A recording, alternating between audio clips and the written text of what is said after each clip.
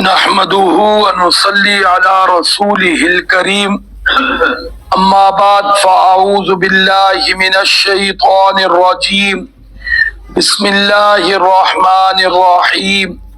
ولقد مننا على موسى وهارون ونجيناهما وقومهما من الكرب العظيم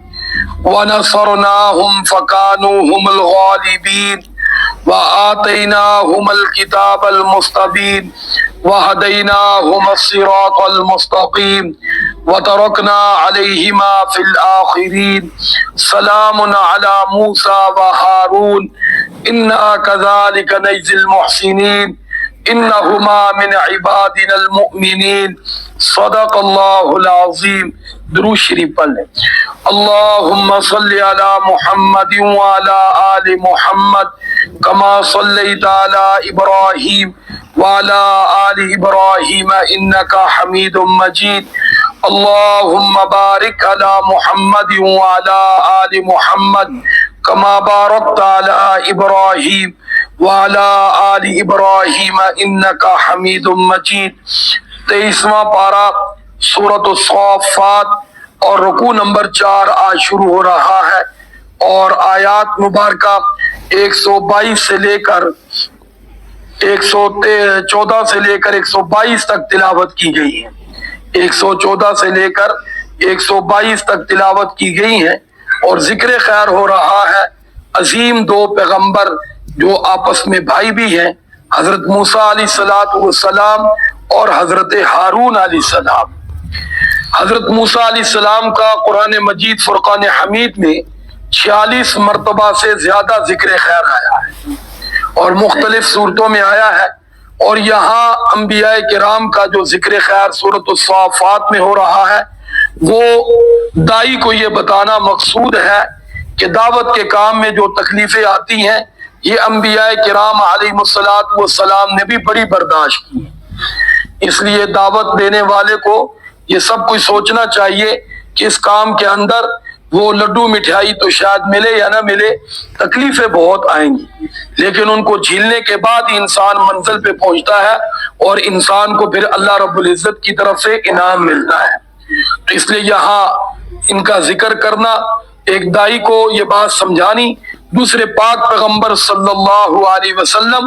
اور حضور کے صحابہ کرام کو حوصلہ دلانا ہے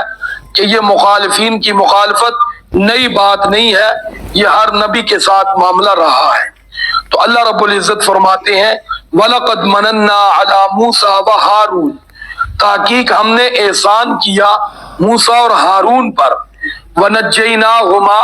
اور ان دونوں کو نجات دی، وَقَوْمَهُمَا ان کی قوم کو بھی نجات دی، مِنَ الْكَرْبِ الْعَظِيمِ ایک بڑے کرب تکلیف سے ہم نے ان کو نجات دی. اور فرمایا وَنَصَرْنَاهُمْ اور ہم نے ان کی مدد کی، فَكَانُوا هُمُ الْغَالِبِينَ پس وہی غالب ہونے والے تھے. اور آپ جانتے ہیں اس کا تفصیلی دوسری صورتوں میں بھی موضوع موجود ہے کہ مقابلے میں فرعون تھا، بادشاہ تھا، بڑا ظالم تھا اور دعوے دار تھا انا ربکم الاعلی کا، کہ نعوذ باللہ کہتا تھا میں ہی سب سے بڑا رب ہوں، اور اس کی مخالفت انتہا کی تھی. تو بہرحال اللہ رب العزت نے یہاں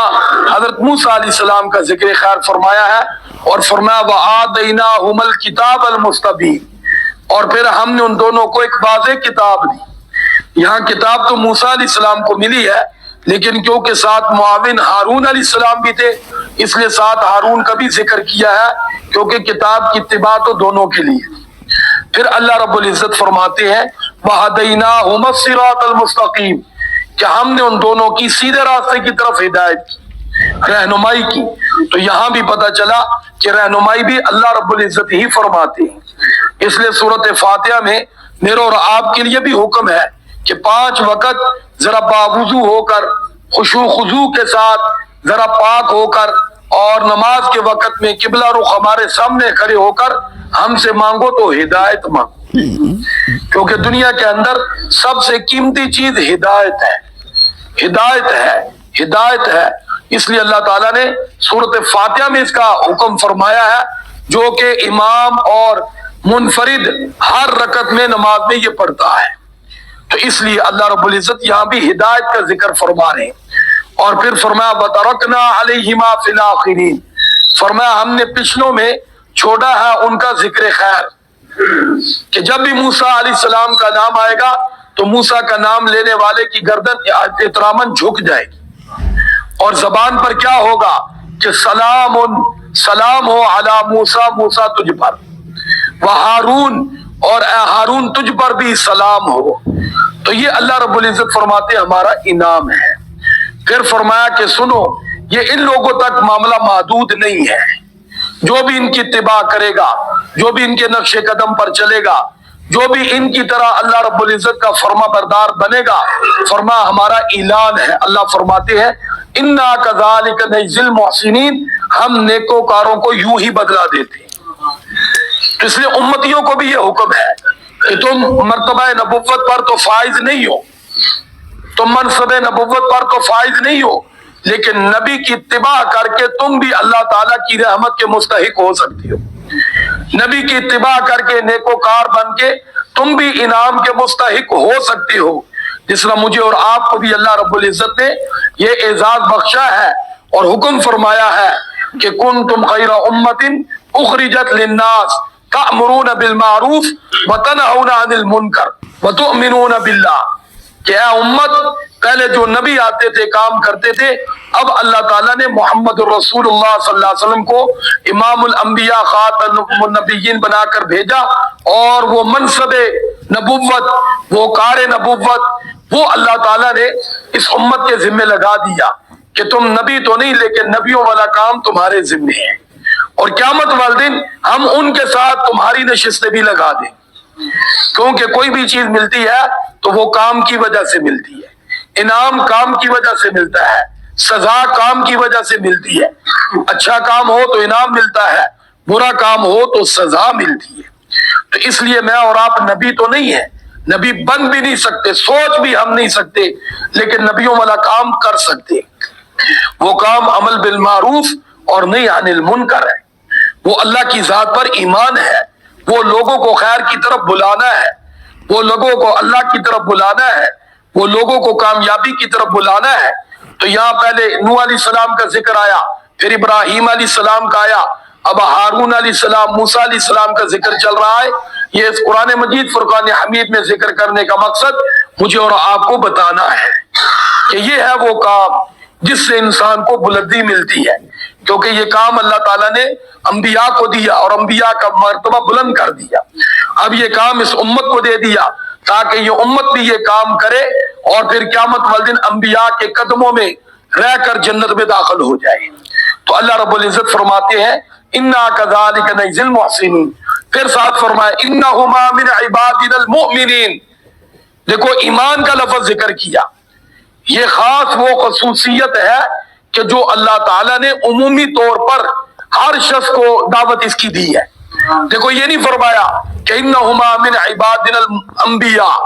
کہ وہ ہمارے انبیاء میں سے تھے، نبی تو تھے ہی تھے، یہاں صرف مومنین ذکر کر کے مجھے اور آپ کو بھی دعوت دے دی کہ مومن تو ہر شخص بن سکتا ہے، ہر شخص بن سکتا ہے، دنیا کا بڑے سے بڑا ظالم، بڑے سے بڑا کافر اور بڑے سے بڑا دجال، بڑے سے بڑا فرعون اپنے کام پر توبہ کر لے اور لا الہ الا اللہ محمد رسول اللہ پڑھ لے، مومن بن جاتا ہے۔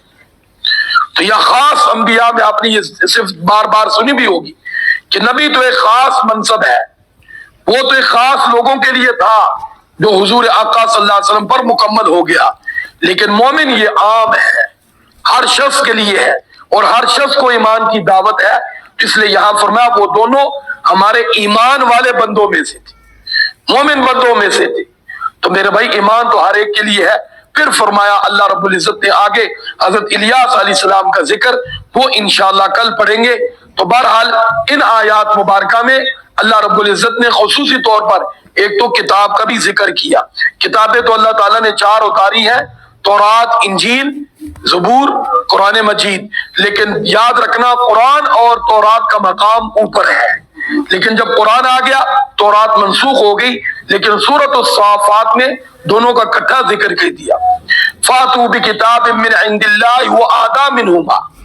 کہ اگر تمہارے پاس قرآن اور تورات کے علاوہ کوئی اللہ کی طرف سے کتاب ہے تو اس کی رہنمائی کر لو. یعنی اس دور میں یہ بات بتا دی کہ تورات کا مقام بہت بلند ہے، لیکن جب قرآن آ گیا تو تورات کی حیثیت ختم ہو گئی. موسیٰ علیہ السلام کی بڑی شان بلند ہے، لیکن جب محمد صلی اللہ علیہ وسلم آ گئے تو اب موسیٰ علیہ السلام کی نبوت اور رسالت منسوخ ہو گئی. اب اتباع محمد صلی اللہ علیہ وسلم کی ہے. تو اللہ رب العزت کا میرے اور آپ پہ خصوصی انعام اور کرم ہے کہ اللہ نے ہمیں نبی دیے امام الانبیاء، کتابیں دی جو ساری کتابوں کی سردار ہے، دین دیا جو اللہ کو سب سے زیادہ پسند ہے. اب میں اور آپ اپنے بارے میں یہ لا عمل اور اپنا محاسبہ کر کے اپنی منزل متعین کرے کہ ہم نے اگر جنت میں جانا ہے تو محمد صلی اللہ علیہ وسلم کی اتباع ضروری ہے. ہم نے نجات لینی ہے دنیا آخرت میں اللہ سے تو پھر قرآن کی اتباع اور پیروی ضروری ہے. اگر ہم اللہ کی رضا چاہتے ہیں اور جنت کا حصول مقصود ہے تو پھر دین اسلام کی اتباع ضروری ہے. اللہ مجھے اور آپ کو عمل کی بھی توفیق عطا فرمائے اور اس پیغام کو اپنی ذمہ داری سمجھتے ہوئے پوری دنیا کے مسلمانوں تک خصوصی طور پر، تاکہ وہ بھی سارے پورے دین پر آ جائے، اور عمومی طور پر ہر انسان تک یہ پیغام اللہ ہمیں پہنچانے کی توفیق عطا فرمائے. وآخر دعوانا ان الحمد للہ رب العالمین. درود شریف پڑھ لیں. اللہم صلی علی محمد وعلی آل محمد کما صلیت علی ابراہیم وعلی آل ابراہیم انک حمید مجید. اللہم بارک علی محمد وعلی آل محمد کما بارکت علی ابراہیم وعلی آل ابراہیم انک حمید مجید. لا الہ الا اللہ محمد رسول اللہ صلی اللہ علیہ وسلم.